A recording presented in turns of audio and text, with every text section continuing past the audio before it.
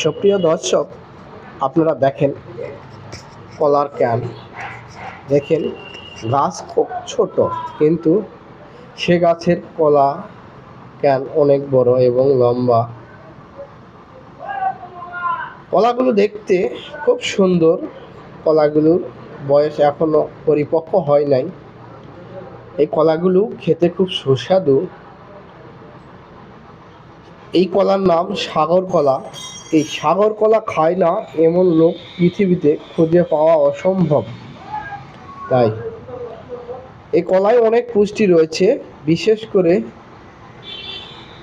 যারা এই কলা খায় তাদের শরীরের ভিতরে অনেক রোগ প্রতিরোধ ক্ষমতা বৃদ্ধি পায়।